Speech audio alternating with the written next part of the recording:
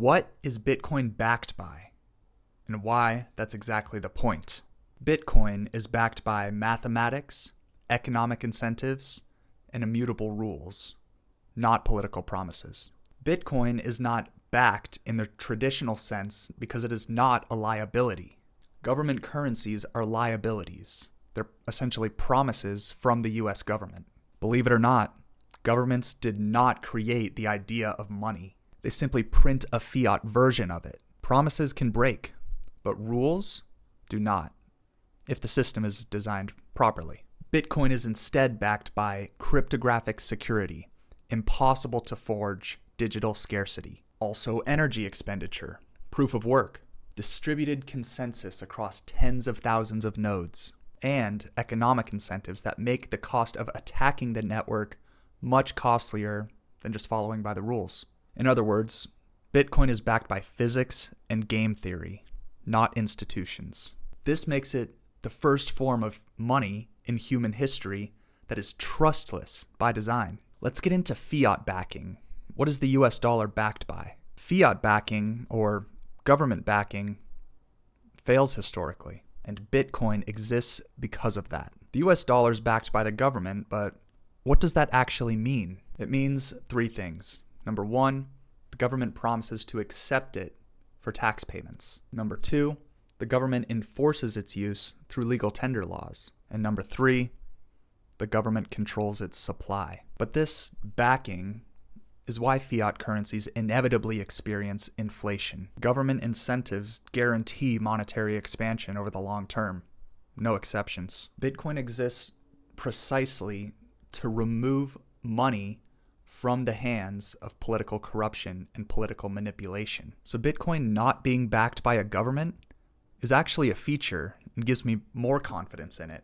It's not reliant on a government because it removes the number one historical vulnerability of money, the ability of a central authority to debase it. Bitcoin is also not backed by a physical commodity, and that's a good thing because commodity-backed monies always centralize. Gold has industrial uses, yes, but most of its value comes from its monetary role, not its utility. The problem with commodity money is it centralizes wherever the commodity is produced or vaulted. It also becomes expensive to transport. This ultimately makes it vulnerable to state capture. Bitcoin eliminates those weaknesses in 4 different ways.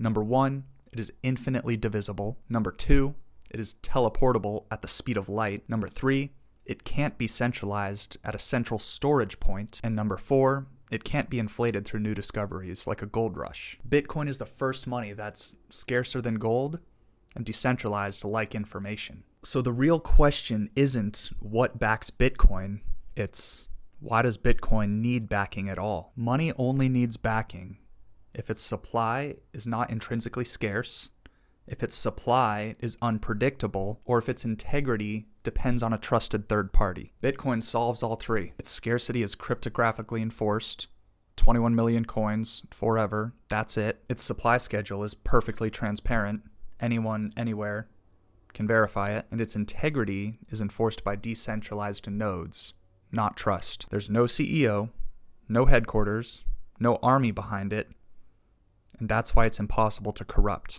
Bitcoin's value comes from absolute monetary credibility, something no government or commodity can match. It's important to understand that a money that is backed by nothing but pure rules is the strongest form of money. If it's dependent on a government, it inherits that government's weaknesses. If money depends on a commodity, it inherits the physical limitations of that commodity unless there's a trusted third party. Bitcoin depends only on code, decentralization, energy, and open participation. That's why Bitcoin has survived 15 years of being attacked, multiple nation-state bans, global media cycles, catastrophic exchange failures, and exponential growth both of users and miners. No asset in history has been battle-tested so transparently and still grown stronger. All that to say, Bitcoin is backed by rules, not rulers, and I would take rules any day. Thank you for tuning into this episode of Biblical Bitcoin.